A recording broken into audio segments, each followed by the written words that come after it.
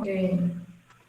Nah, ini untuk mengisi presensi di saya, silakan share kamera kalian. Saya hitung mundur sampai dengan 3.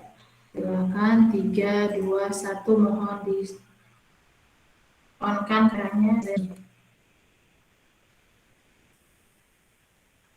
Sebentar, Bu. Oke, mangga. Oke.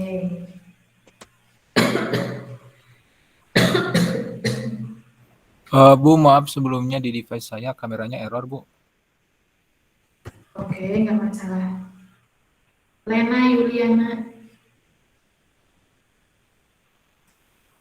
Nah, Lena Yuliana. Ya, Bu. Irfan Ramdhani, ya.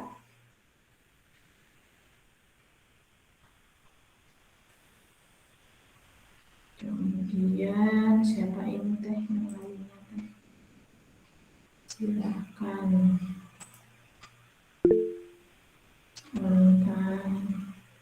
Oh, laptopnya nggak ada kameranya. Oke, nggak masalah.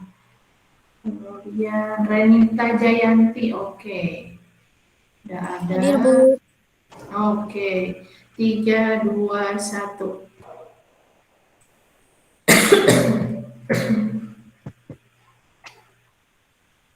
Bacanya lagi kurang bagus ya. Kalian harus pada banyak minum vitamin. Statistik kelas A, C, dan D3 ke 9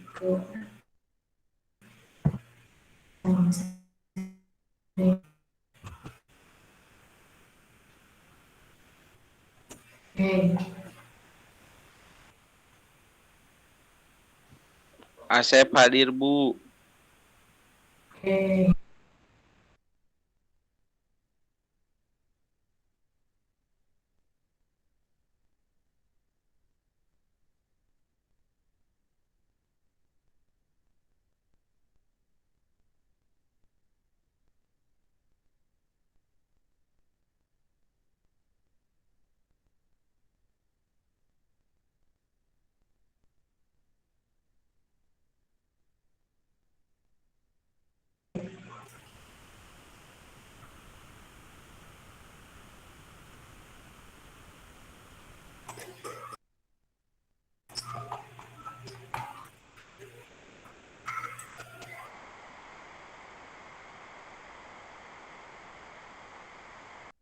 Oke, Acep Beni, sip. Saya share screen kamu layarnya.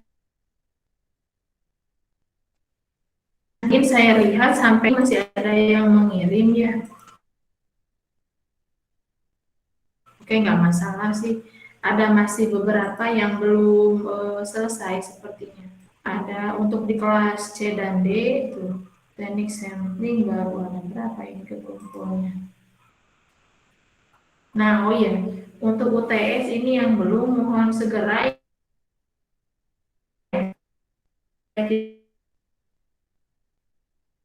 UTS 17 orang, sangat banyak itu. Baru 31 orang yang sudah mengumpulkan ke UTS, atau ini hanya sebagian saja yang diupload. Nah, kemudian untuk yang sampling ada 8 orang lagi yang masih belum ada di kelas C dan D.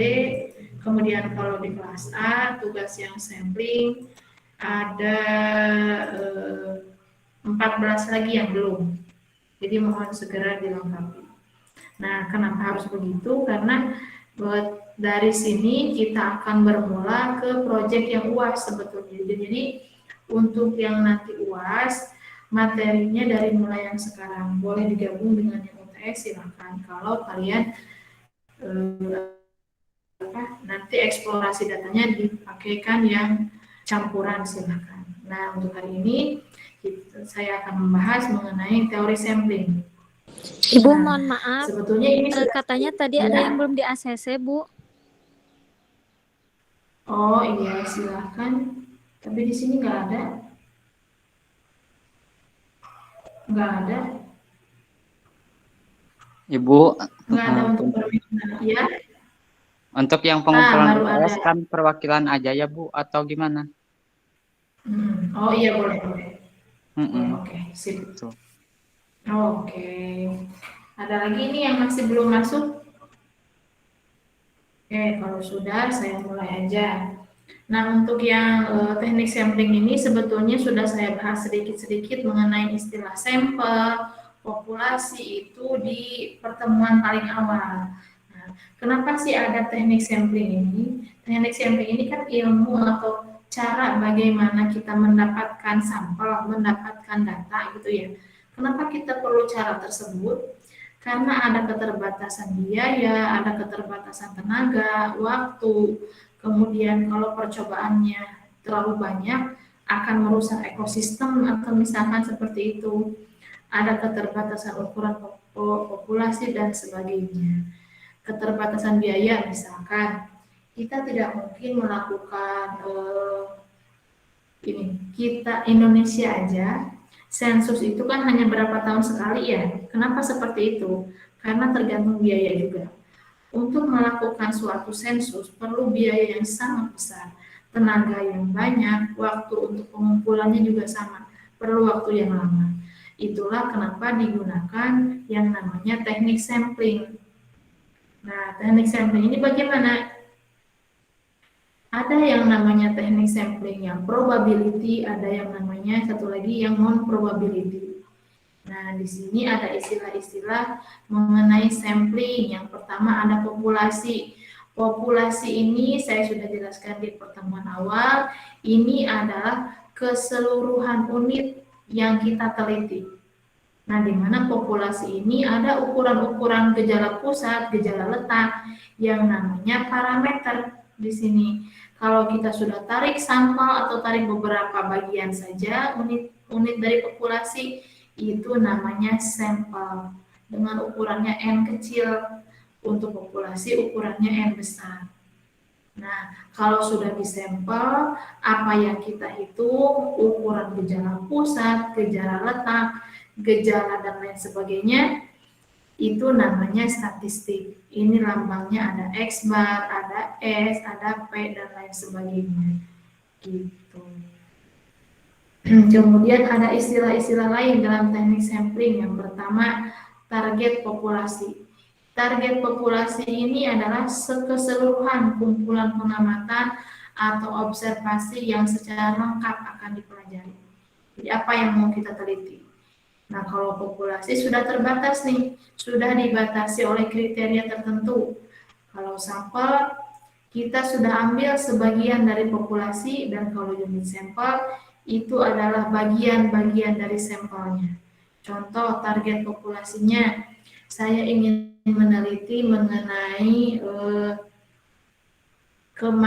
tingkat kematangan mahasiswa dalam pembelajaran misalkan ya. Di kota Tasikmalaya, maka target populasi saya adalah seluruh mahasiswa. Kemudian saya tarik lagi, perkecil ke populasi. Populasinya saya batasi, mahasiswa STIMIK misalkan, hanya segitu saja. Nah, kemudian karena mahasiswa STIMIK pun banyak, ada tingkat 1, 2, 3, 4, saya perkecil lagi kriterianya. Dan saya hanya ambil beberapa orang atau beberapa unit saja. Tidak yang di dalamnya, kalau kita tarik sebagian dari populasi, ini namanya sampel. Nah, orang-orang yang ada di dalam sekumpulan sampel itu adalah unit sampling. Begitu. Jadi kalau dirunut, yang paling besar atau cakupannya adalah target populasi, kemudian selanjutnya diperkecil lagi menjadi populasi, kemudian kita ambil sebagian dari populasi itu dinamakan sampel, kemudian bagian-bagian dari sampel itu adalah unit sampling. Seperti itu. Sampai sini bisa dipahami mengenai istilah-istilahnya? Bisa? Masih oke sampai sini? Oke, Bu. Oke, kita lanjutkan. Nah, sebentar. mengenai kualitas sampling. Nah, dalam kualitas sampling ini ada dua istilah yang sangat penting. Yang pertama adalah presisi atau kekonsistenan, yang kedua adalah akurasi. Nah, kenapa penting? Ibaratnya seperti ini, seperti kita memanah. Kalau kita memanah kan suka ada bulatan yang paling luar ya, kemudian agak ke dalam, kemudian ada bulatan di pusat. Itu kan ya. Sampling yang bagaimana yang tentunya sampling yang dekat ke pusat ini. Ya, tentunya kalau kita memanah saja, tentunya inginnya yang mana? Inginnya yang posisi kena yang hitam kan ya? Bukan kena yang daerah hijau atau bukan kena yang daerah abu apalagi. Begitu. Kenapa Bu ini samplingnya ada beberapa kali, ada yang merahnya ada 1, 2, 3 dan lain sebagainya. Ini ibaratnya seperti ini. Kalau saya punya 50 orang mahasiswa, kemudian saya ambil 10 orang, kemudian misalkan saya menghitung tinggi badan. Rata-rata tinggi badan 10 orang yang saya ambil adalah 158. Kemudian akan berbeda kalau 10 orang lainnya, kalau misalkan si A yang ngambil, karena orang-orangnya yang di dalam sampelnya pasti berbeda. Kalau orang yang saya ambil itu misalkan yang absen ganjil, kalau orang yang B dia milihnya yang absen genap misalkan, tentu akan berbeda saat dihitung rata-ratanya berapa. Nah, sampel yang bagaimana yang bagus? Yang kalau saya ambil bagian sampel yang A, kemudian bagian sampel orang-orang yang B, oleh orang yang C, ketika dihitung rata-ratanya, selain akan mendekati garis yang hitam, bulatan yang hitam, dia juga akan dekat rata-rata nilainya di sini. Ini nilainya misalkan rata-ratanya 157, ini rata-ratanya 158, ini 159. Nah, ini adalah hasil dari sampel yang baik. Kenapa? Dia memiliki kekonsistenan, artinya apa? Kita mengukur suatu sampel itu memiliki jarak yang dekat, artinya konsisten. Ibaratnya kalau kalian saja ditanya, bagaimana pendapatnya mengenai perkuliahan statistik?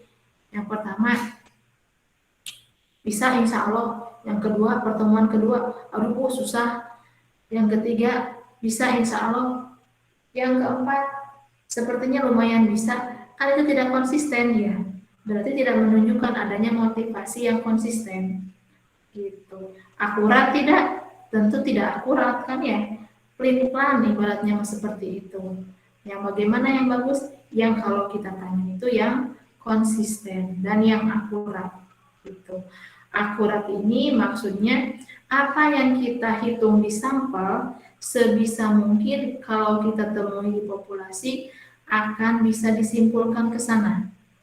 Jadi kalau misalkan kita hitung rata-rata sampling ada 158, kita ketahui populasi atau tanpa kita menghitung ternyata akan mendekati ini ke nilai itu 150 ya. Nah, sampel itu yang bagus seperti contoh, kalian tahu quick count?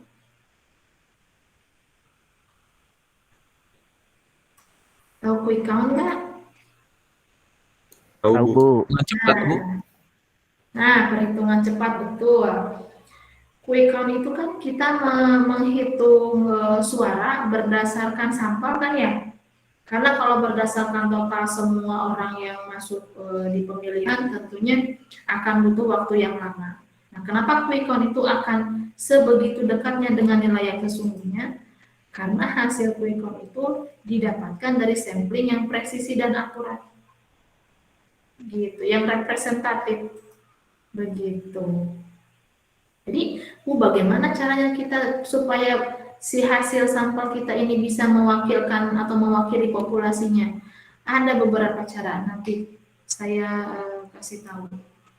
Nah, ini yang pertama yang bagus kan ya, yang tadi. Yang kedua ini yang presisinya nggak punya presisi dia. Kenapa? Karena hasil dari sampel yang hasil 10 orang yang saya ambil sangat jauh berbeda rata-ratanya dengan orang yang kedua yang ambil, yang ketiga, dan lain sebagainya. Ini yang tidak konsisten. Jadi titik-titiknya di mana aja. Nah, kalau yang ini tidak konsisten dan tidak valid. Presisi tapi valid. Konsisten mah konsisten dekat semua nilai taksirannya teh. Tapi tidak valid karena apa? Karena apa yang kita taksir atau apa yang kita perkirakan di sampel tidak bisa disimpulkan di populasinya di sini. Gitu. Karena terlalu jauh nilainya. Sistematik errornya terlalu besar atau error sampel karena samplingnya terlalu besar. Jadi yang bagaimana yang bagus, tentunya yang memiliki nilai presisi yang bagus dan akurasi yang bagus. Begitu. Nah, ini ada pembagian teknik sampling.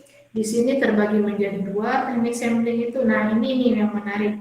Saya baca sebagian di tugas yang kalian kirim, ada yang pakai mind map yang dipakein garis gitu ya. Probability, kemudian non probability. Nah, saya lebih menyukai yang seperti itu. Lebih terstruktur cara belajarnya. Begitu. Untuk probability, ciri utamanya adalah tiap unit sampling punya kesempatan yang sama untuk terambil jadi sampling. Katakan probability karena dia peluangnya sama. Gitu. Kalau non probability itu kebalikannya. Tiap unit sampling tidak memiliki kesempatan yang sama untuk dijadikan sampel. Gitu. Macam-macam probability sampling. Yang pertama ada simple random sampling atau biasa disingkat SRS. Nah, SRS ini sangat banyak digunakan, ya sangat simpel itu dia. Itu ya, kenapa sangat banyak digunakan? Karena sangat simpel. Gitu. Dia kayak seperti ini. Kayak misalkan dalam sebuah arisan, siapa yang menjadi pemenang? Misalkan untuk pertemuan hari ini yang menang adalah akan ada 2 orang pemenang misalkan dalam arisan ini. Tentunya, misalkan dari sekelompok orang itu ada 10 orang yang akan dikocok menjadi hanya 2 orang pemenang arisan. Nah, 10 orangnya itu mempunyai kesempatan atau peluang yang sama untuk menangkan ya. Gitu. Kalau SRS sifatnya seperti itu. Mudahnya seperti itu. Jadi cara-cara untuk menyampling dengan simple random sampling, cukup yang pertama tentukan dulu populasinya apa. Kemudian yang kedua, tentukan kerangka sampling. Kerangka sampling itu apa? Kerangka sampling itu adalah list-list orang-orang yang ada di populasi itu. Misal, kalau populasinya adalah mahasiswa STIMIK, maka kerangka samplingnya adalah nama-nama mahasiswa STIMIK dari tingkat 1 sampai tingkat 4. Mau prodi teknik informatika, mau prodi akuntansi, mau prodi jaringan yang baru. Gitu. Itu adalah list-listnya adalah kerangka sampling. Dan yang ketiga, tentukan jumlah samplingnya. Nah, ini bagaimana caranya? Nanti di akhir kita akan pelajari. Setelah saya menunjukkan apa-apa saja teknik sampling. Itu yang keempat, pilih secara acak sampelnya. Misal, kalau dari sini kan dari sekelompok orang, saya hanya akan pilih di sini 7 orang. 7 orang. Ini kurang banyak ya, 4 harusnya ada 7 orang di sini nih. Saya akan pilih 7 orang, maka saya kocok, keluarlah nama A, B, C, D, E, F, G, mungkinnya. Kalau sampai dengan 7 orang yang menjadi sampel. Gitu. Bagaimana peluangnya? Peluang dari orang A sampai orang Z itu punya peluang yang sama atau kesempatan yang sama untuk dijadikan sampel. Sampai sini bisa dipahami untuk teknik sampel yang pertama.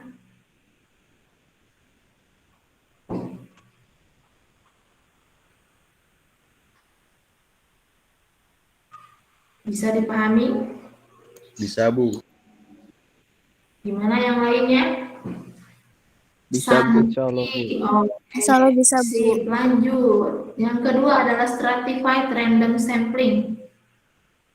Nah, stratified random sampling ini adalah cara pengambilan sampling berdasarkan strata atau kelompok. Kenapa demikian? Takutnya begini, kalau saya menginginkan mahasiswa terambilnya sampel mahasiswa STIMI, sedangkan yang teknik jaringan kan baru sedikit ya mahasiswanya ya.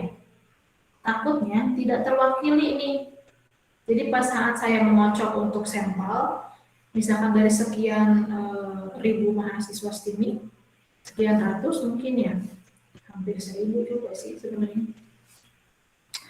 Kalau saya hitung, ternyata takutnya nggak kewakili untuk yang teknik jaringan karena baru sedikit.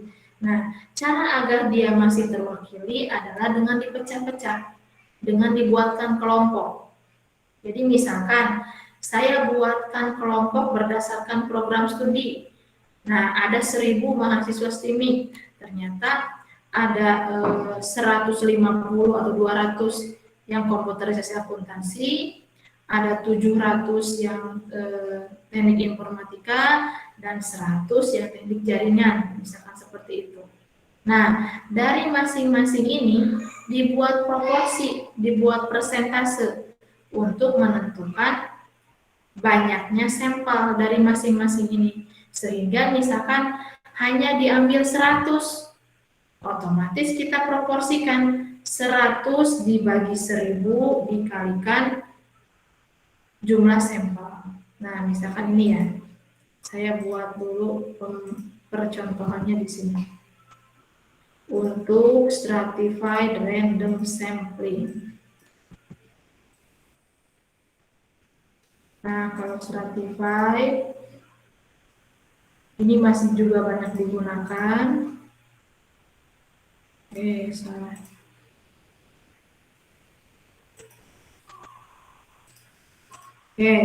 Misalkan gini, misalkan ada 1000 mahasiswa STIMI.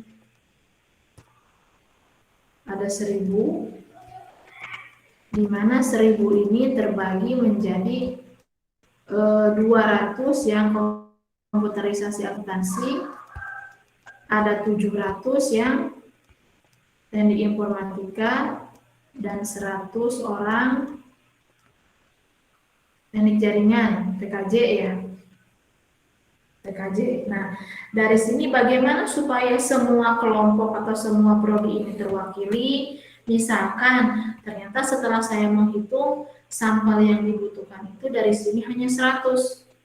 Dari sini itu hanya 100. Maka dibuat proporsi. Yang pertama, dari yang ini, dari komputerisasi akuntansi, untuk proporsi 100 ini 200 dibagi 1000 kan ya, dari keseluruhan dikali 100 sampel, maka hasilnya didapat 20. Yang kedua yang ini, total semuanya 700 dibagi 1000 keseluruhannya, 100 sampling yang saya butuhkan, maka dihasilkan 70 orang dari sini yang diambil sampling. Dan yang terakhir dari sini, ini ada 100 dibagi 1000 dikalikan 100, maka didapatkan 10 orang. Begitu. Jadi masing-masing kelompok masih terwakili. Takutnya kalau saya acak langsung secara keseluruhan dari 1000 ini, kalau saya pakai SRS yang pertama, simple random sampling, takutnya mahasiswa yang TKJ ini tidak terambil. Makanya saya buat per strata pembagian samplingnya. Jadi 20 orang harus dari komputer akuntansi, kemudian 70 orang harus dari TI, kemudian orang harus dari TKJ. Seperti itu. Sampai sini bisa dipahami perbedaannya antara simple random sampling yang pertama dan yang kedua ini mengenai stratified random sampling. Jadi kalau intinya, kalau simple random sampling itu kita mengambil sampel 1000 ini, secara langsung diambil aja 100. Kita nggak peduli 100 orang ini berapa yang komputerisasi akuntansi, berapa yang teknik informatika, berapa yang TKJ, kita tidak peduli kalau kita pakainya simple random, tetapi akan beda caranya dan beda perhitungannya kalau kita apa supaya tiap program studi itu terwakili terambilnya begitu. Maka kalau di sini kan akan terwakili untuk yang komputerisasi akuntansi terwakili 20 orang, untuk yang TI 70 orang, untuk yang TKJ 10 orang. Totalnya sama, tetap 100 kan ya. 20, 70, 100 ya 100. 20, 70, 10, 100 juga. Itu cuma ini dibuat kelompok atau strata. Sampai sini bisa dipahami? Bisa, Bu.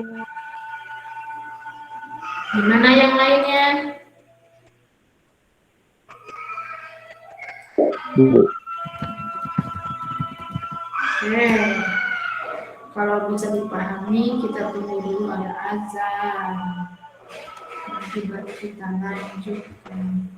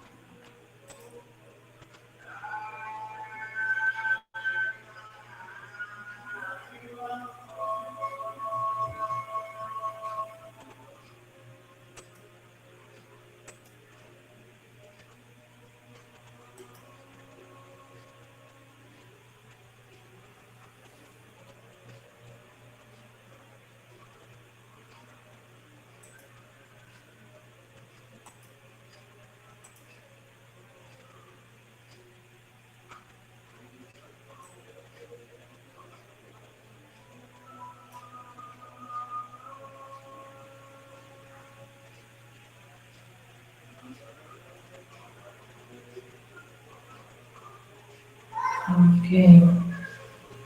Sampai di sini ada yang mau ditanyakan dulu?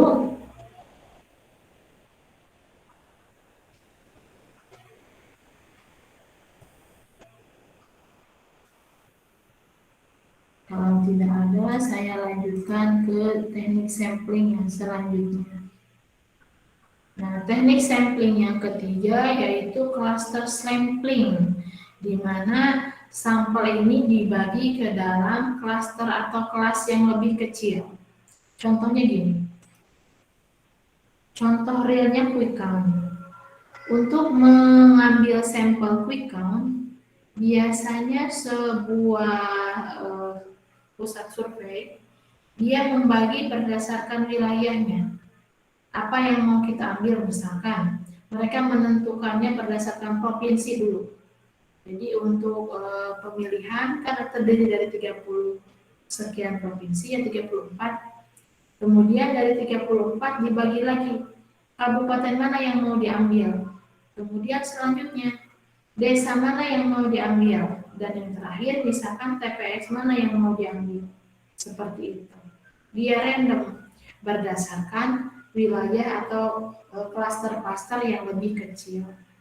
Nah, contoh di sini ada 5 bagian wilayah, 1, 2, 3, 4, 5. Dari 5 wilayah ini misalkan hanya terpilih 2 wilayah. Wilayah yang pertama dan wilayah yang kelima. Nah, dari sini dipilih lagi kakaknya yang mana.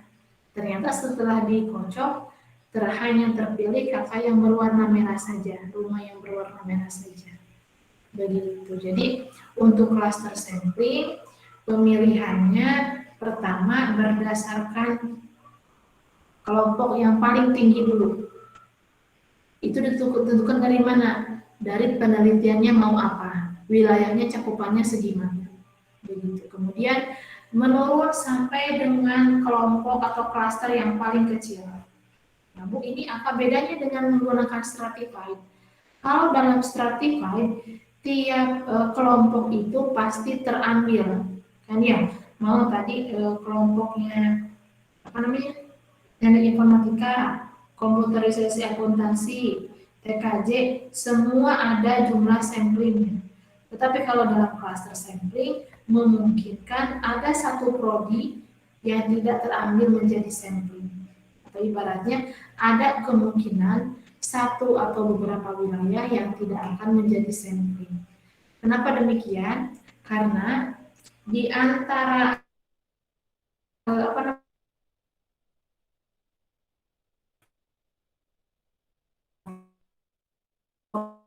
kalanya kita menggunakan stratified, ada kalanya kita menggunakan cluster, tergantung dari penelitian kita maunya apa. Gitu.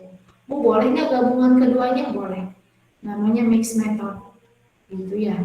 Teknik mix method boleh. Untuk apa digabungkan seperti itu? Biasanya untuk memperkecil dana atau biaya ataupun memperkecil waktu dengan error yang tidak diperkecil, error yang tetap. Kemudian yang terakhir untuk probability sampling ada yang namanya systematic sampling. Nah, systematic sampling ini kita gunakan kalau kita tahu jumlah keseluruhan populasinya. Kenapa? Kapan ini digunakan? Ini digunakan biasanya untuk mensurvei perumahan, contohnya itu. Jadi kita survei perumahan misalkan berdasarkan tiap berapa rumah kita ambil sampel. Seperti itu. Jadi misalkan dalam satu RT itu ada 40 rumah. Nah, kita ambil rumah itu ternyata kan tidak bisa semuanya diambil sebagai sampel. Maka kita bagi-bagi berdasarkan jumlah jarak tertentu. Jaraknya adalah berapa banyaknya populasi dibagi berapa banyaknya sampel yang kita mau, atau berapa banyaknya sampel hasil perhitungan. Begitu. Misalkan kalau di sini tiap jaraknya adalah ini 6, 7 orang. Tiap 7 orang dia diambil rumahnya, gitu, diambil sampelnya. Dan ini pun biasanya kita temui saat kita mau nyampling di mall. Contohnya gitu. Ukuran populasinya kan sulit ya.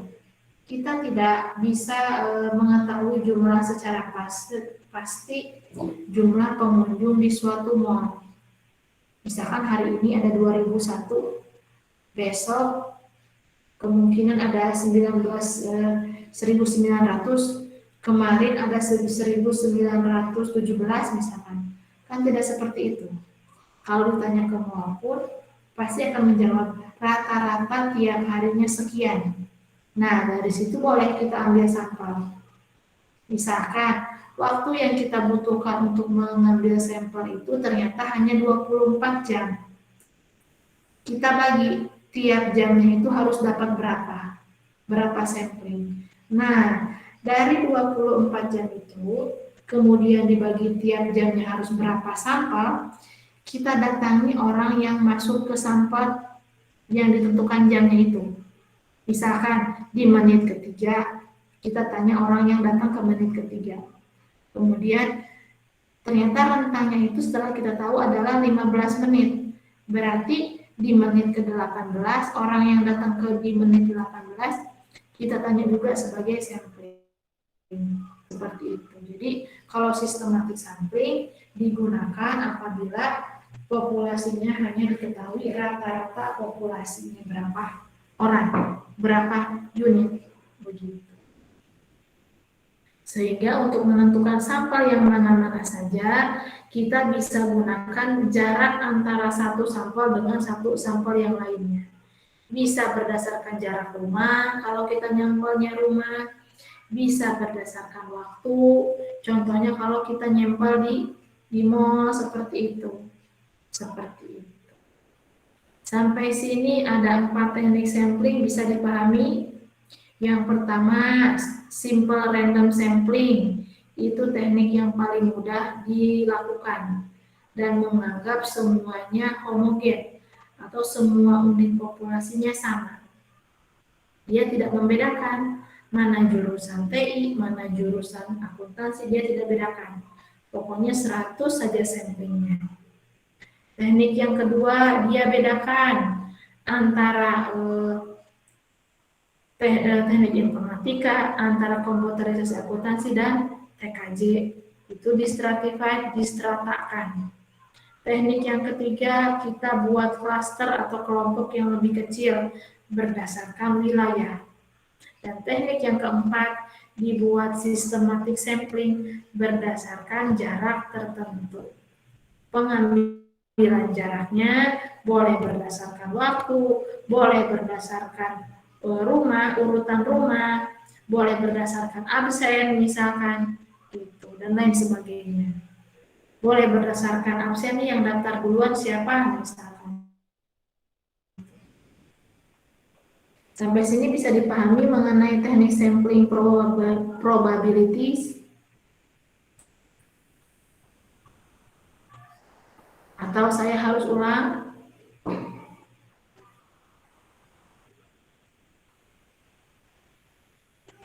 Atau masih bingung?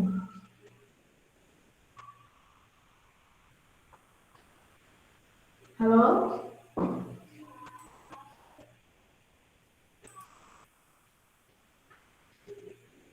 Muhammad Arfan Darhiyat. Mana ini?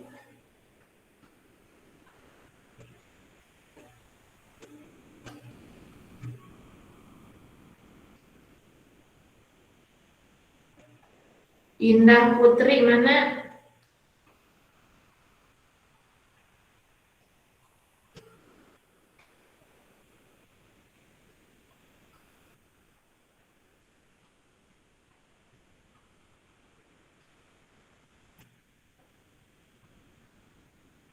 Halo? Halo Bu. Gimana? Sudah, Bu.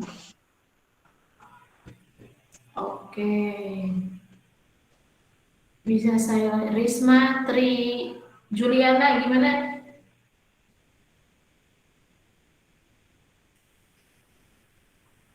Ini yang tadi Muhammad Arfan Darhiyat, silakan di rename ya namanya.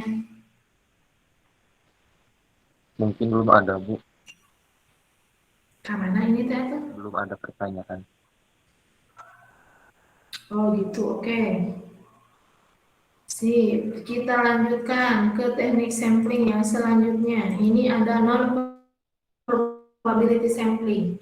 Nah, kalau yang tadi, keempat-empatnya itu melibatkan nilai peluang untuk terambil. Nah, kalau yang sekarang, tidak melibatkan nilai peluang. Nah, kapan ini digunakan? Yang pertama, kalau kasusnya terlalu sedikit. Yang kedua, kalau jumlah populasinya sedikit juga. Dan yang ketiga, peneliti hanya bisa bekerja dengan kasus yang ada saja. Jadi semua keterbatasan populasinya, kemudian pokoknya yang ada yang bisa dilibatkan itu hanya sedikit. Seperti itu, jadi tidak ada keleluasaan untuk memilih dari jumlah yang sekian banyak.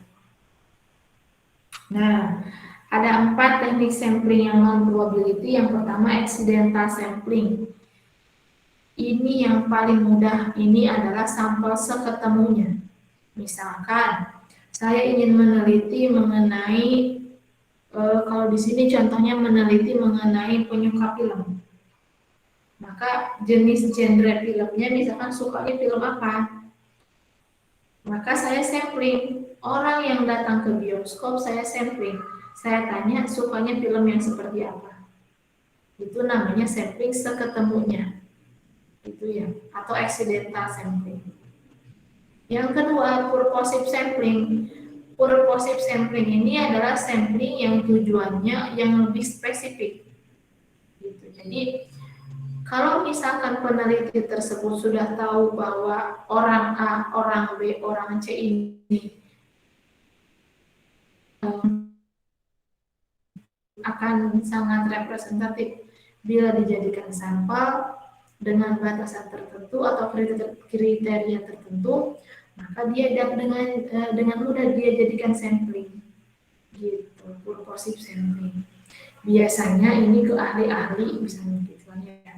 Ke ahli, misalkan saya ingin bertanya mengenai sampling, saya tanya ke orang BPS dan lain sebagainya, itu lebih ke purposive sampling. Kemudian yang ketiga itu adalah snowball. Snowball sampling ini adalah penentuan sampel dari hasil informasi sampel sebelumnya. Contoh begini, saya pernah melihat bagaimana atau ingin melihat gitu ya, bagaimana personal branding, apa saya lupa, lupa saya. Pokoknya dia itu sampelnya adalah orang-orang yang gay yang di Bandung gitu.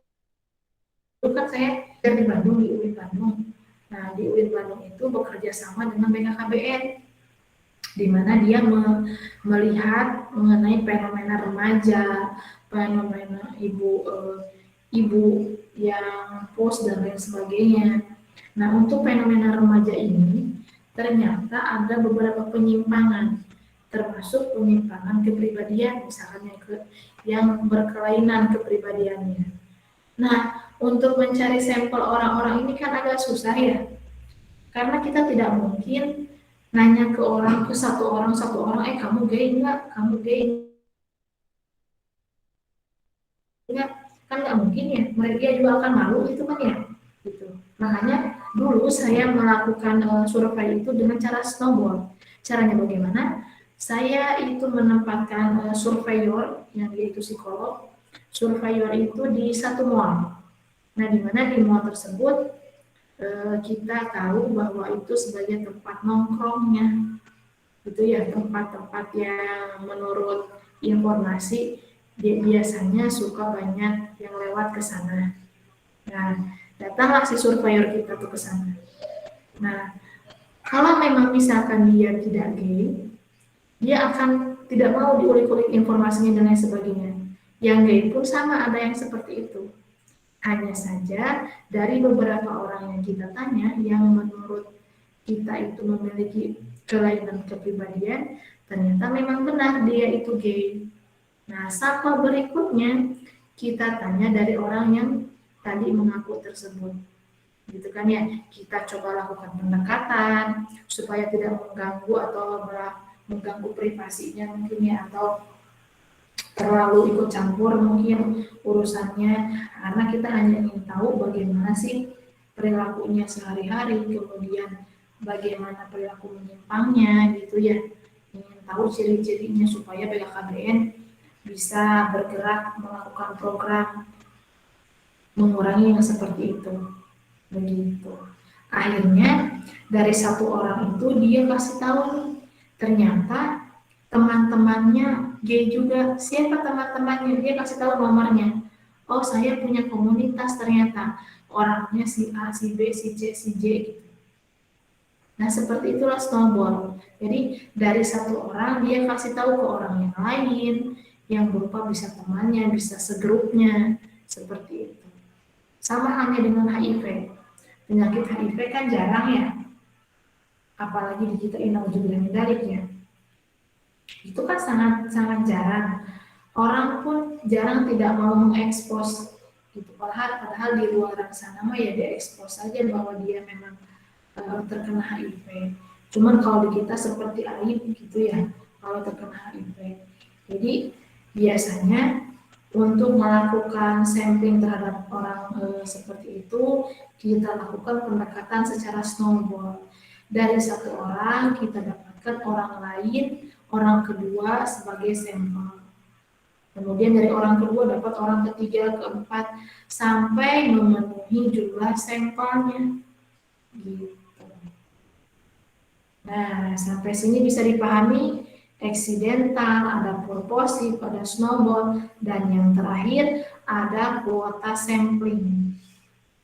Nah, kalau kuota sampling biasanya jumlah sampelnya itu ditentukan langsung oleh peneliti. Misalkan, orang yang ahli, saya akan menyampel mengenai orang yang ahli di bidang IT di kampus.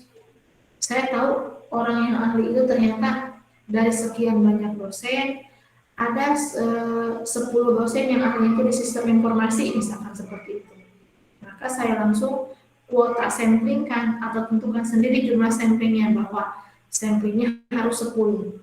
Karena saya tahu sendiri ada 10 orang, misalkan dosen yang di bidang sistem informasi, misalkan seperti itu. Jadi hari ini kita mempelajari 2 teknik sampling. Yang pertama probability, yang kedua non probability. Yang probability kita cirikan atau kita utamakan. Kenapa dia probability? Karena tiap orang dalam unit sampling itu punya kesempatan yang sama agar dijadikan sampel. Ada berapa tekniknya? Ada 4. Yang pertama ada simple random sampling. Yang kedua, stratified, yang dijadikan kelompok-kelompok atau yang diperhatikan kelompok-kelompoknya adalah terambil. Yang ketiga, ada cluster yang dibagikan ke dalam beberapa wilayah kecil. Dan yang keempat, ada yang namanya systematic sampling, yang diambil sampelnya itu berdasarkan jarak tertentu secara sistematis. Nah, yang untuk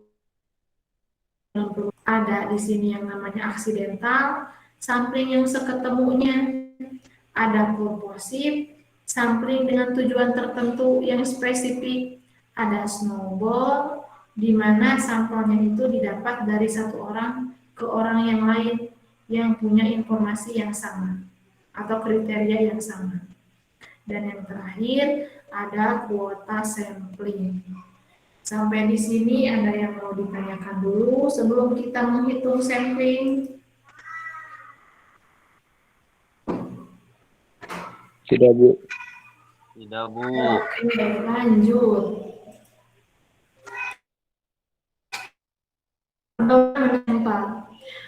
Orang sosial pasti banyak yang menggunakan rumus ini. Ini adalah rumus Slovin.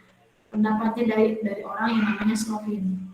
Untuk menentukan berapa jumlah sampel yang ditandai dengan huruf N kecil, ini sampel, adalah banyaknya populasi dibagi 1 ditambah banyaknya populasi dikalikan error pangkat 2.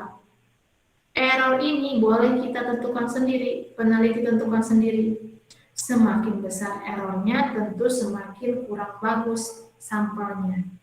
gitu, karena akan semakin kecil. Bu, udah saya mah mampunya 5% errornya, nggak masalah. Bu, saya mah mampunya 10% errornya, nggak masalah. Karena terbentur biasanya biaya, terbentur biasanya waktu. Semakin besar error, maka semakin sedikit jumlah sampelnya. Gitu. Contoh, di sini kita akan meneliti pengaruh upah terhadap semangat kerja. Ada 130 orang karyawan. Nah, kemudian dengan tingkat kesalahan pengambilan sampel 5%, berapakah jumlah sampel minimal yang harus diambil? Kita tinggal masukkan jumlah total atau jumlah populasi 130 dibagi 1 plus 130 kali errornya adalah 5% atau 0,05 dipangkat 2 atau dikuadratkan. Hasil kalkulasinya adalah 98,11. Artinya apa ini? Artinya minimal sampel yang kita ambil itu sebanyak 99 orang. Bu, kenapa tidak 98 orang? Pembulatan sampel selalu ke atas. Orang tidak akan ada yang jumlahnya 0,11. Seperti itu. Bu, saya mah errornya cuma sepertinya 10%. Karena saya biayanya untuk sampel itu hanya sedikit, tidak masalah. Tinggal dimasukkan 10% ke sini. Seperti itu. Ini rumus sampel yang banyak digunakan. Nah, yang kedua, sampai sini bisa? Sebelum rumus yang kedua, ini masih gampang kan ya?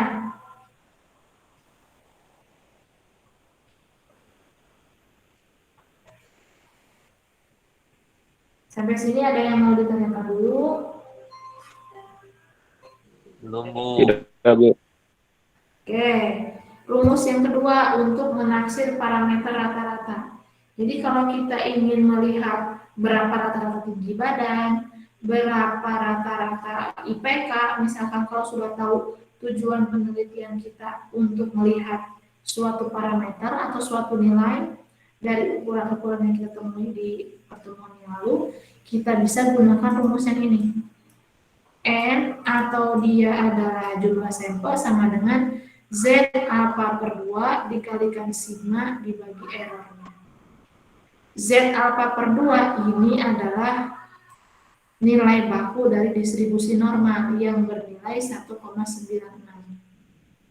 Sigma di sini, sigma ini kalau di sini contohnya adalah 0,25. Apa artinya sigma? Kalau kita ingin menaksir tinggi badan, misalkan kita tidak mau taksirannya itu terlalu jauh dari hasil sebenarnya. Jadi kalau sampel kita menunjukkan tinggi badan rata-rata mahasiswa adalah 159 dan kita ingin tepat, ingin bagus taksirannya, maka gunakan sigma ini kecil.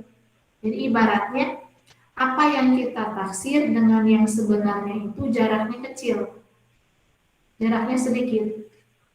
Gitu. Kalau di sini diibaratkan 0,25. Hitungan contohnya. Error ya sama seperti tadi. Error dari samplingnya berapa? Error dari pengambilan sampelnya mau berapa? Jadi kalau di sini untuk menaksir parameter rata-rata ini hanya digunakan kalau kita menentukan tujuan penelitian kita adalah untuk melihat suatu nilai. Nilai itu berupa nilai parameter, mau rata-rata, mau dia simpanan baku dan lain sebagainya. Seperti itu ya.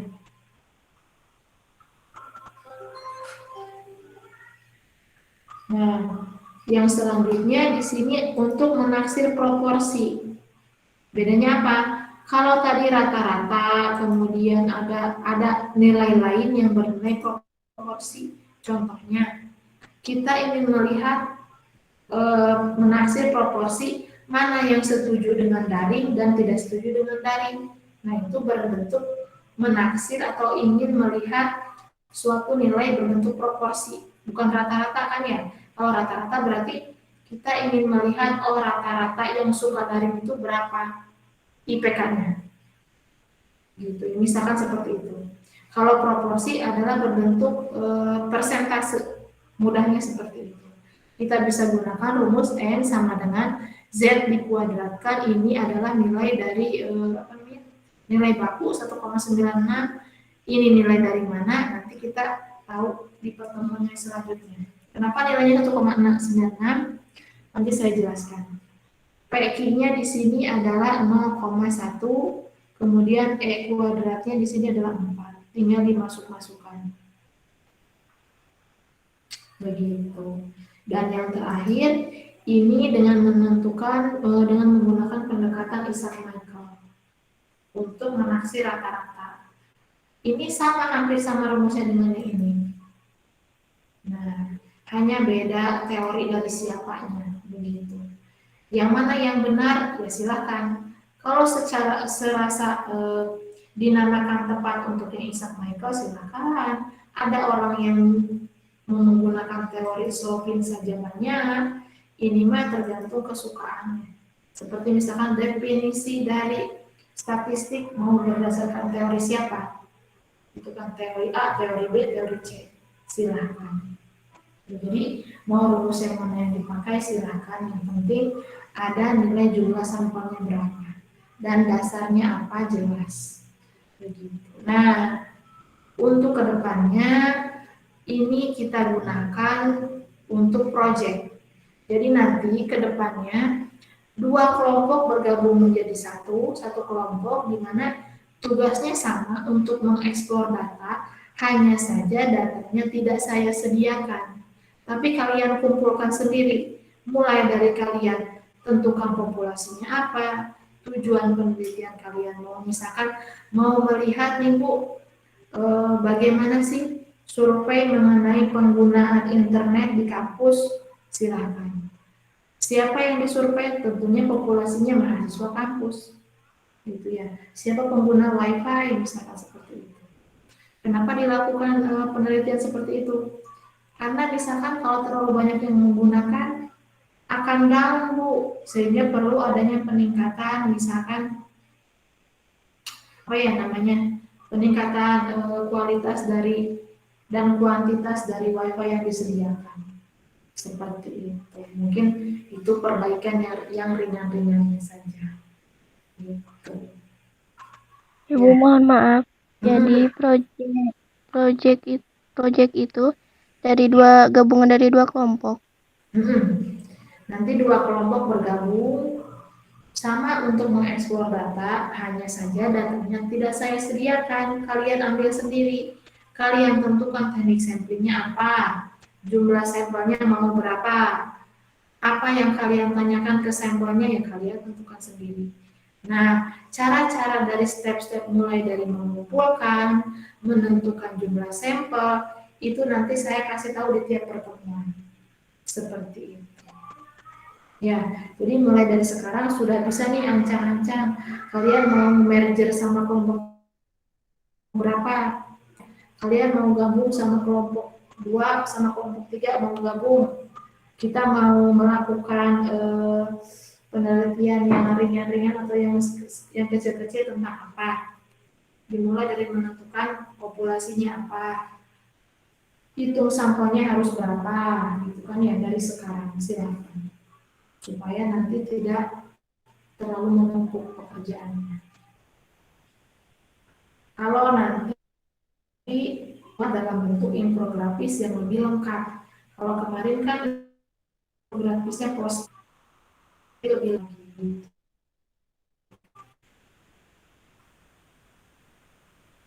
Bisa mengingatkan untuk meningkat survei layanan disiapkan dan siakannya kemudahan bagaimana sehingga nanti akan ada perbaikan supaya lebih baik kualitas. Mana kalian nanti yang tahu dari hasil penelitian sendiri. Itu aja di lingkungan kampus saja sampelnya, biar tidak terlalu susah. Kalau di luar kan susah untuk mendapatkan sampel, biayanya besar. kita gunakan yang ringan sini aja. Kemajuan kampus, misalkan berguna untuk kemajuan mahasiswa, misalkan seperti itu. Maksudnya statistik dan informatika di situ. Jangan tiba-tiba cuman apa gunanya gitu.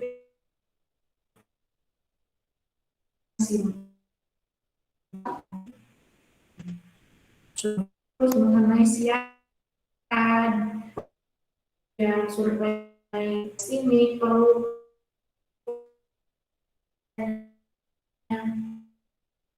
atau yang ditambahkan kan menu apa yang kita tambahkan tentunya tidak semata-mata ini kayaknya kurang menu A, tidak seperti itu. Ini tersebut dia input dari tersebut kemudian face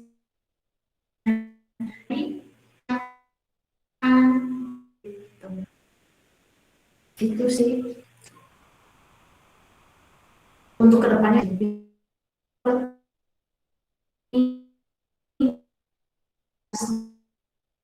kota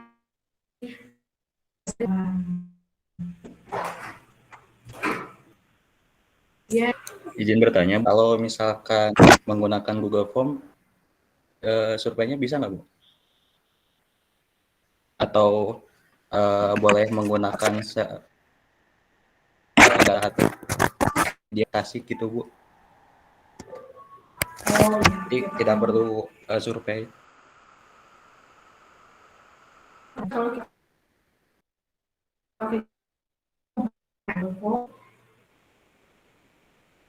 kita lihat lagi sampelnya. Kita pakai sampel yang probabilities. Kalau yang kita kirim link gitu kan ya, supaya mengisi si Google Form. Kenapa sih Bu ditekankan sekali antara probabilities dan non-probabilities? Karena gini, tiap pembagian itu gunanya berbeda. Kalau kita menggunakan non-probabilities, kita bisa analisasi. Karena tersebut ada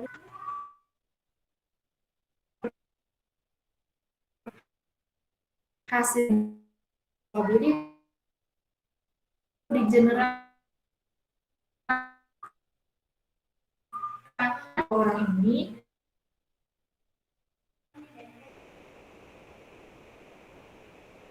kekuatan itu di situ.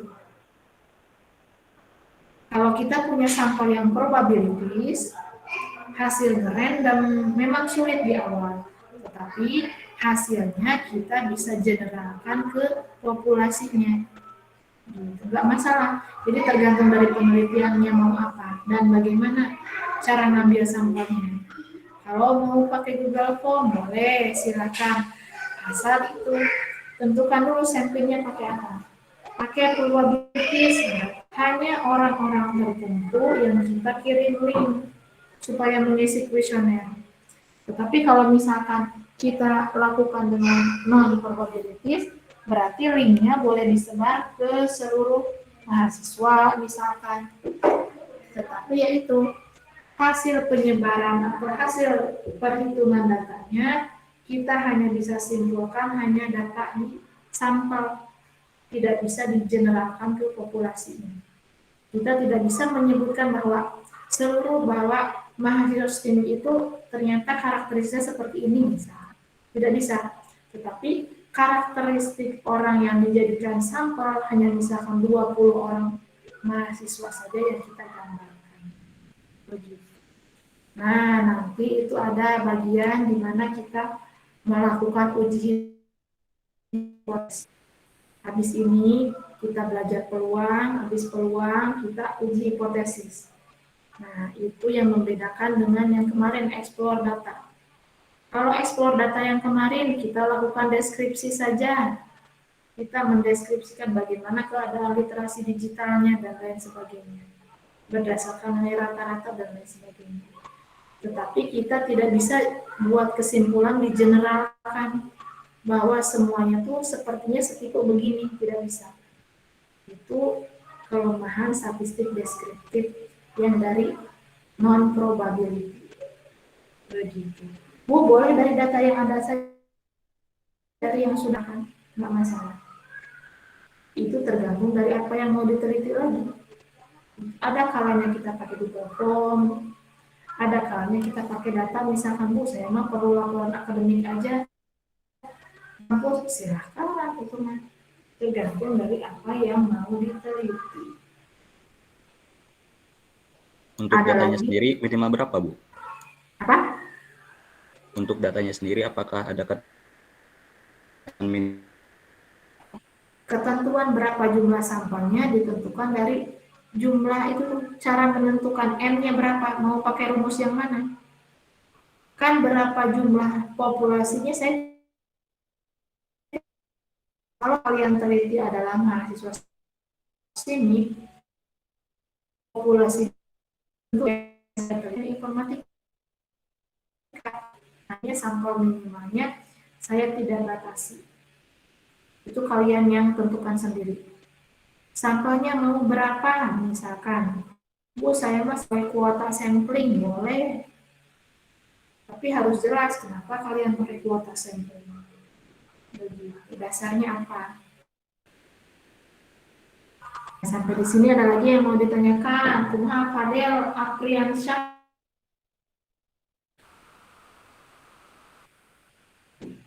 Cukup? dari open data bisa, Bu? Boleh, BS misalkan boleh. Misalnya dari database, dari data di banyak lah, di apa, di website juga banyak.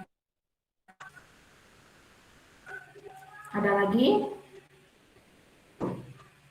yang mau ditanyakan?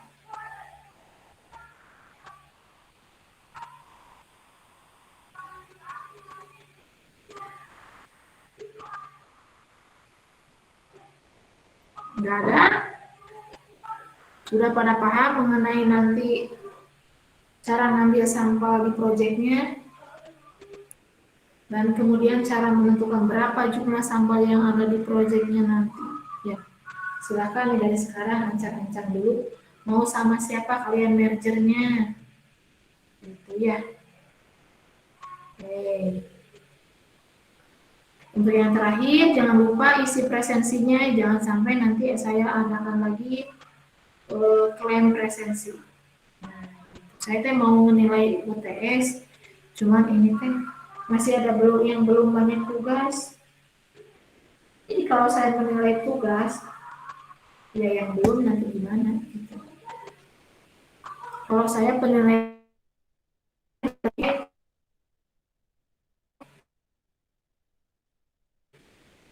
nah kalau sekarang saya sudah bilang ke bagian akademik, katanya boleh ada perbaikan asal berdasarkan aturan kampus aja. Jadi kalau misalkan ada yang kurang di UTS-nya atau di perkiraan nilai akhir, silakan bisa langsung hubungi. Saya akan ngasih memo ke bagian akademik. Begitu.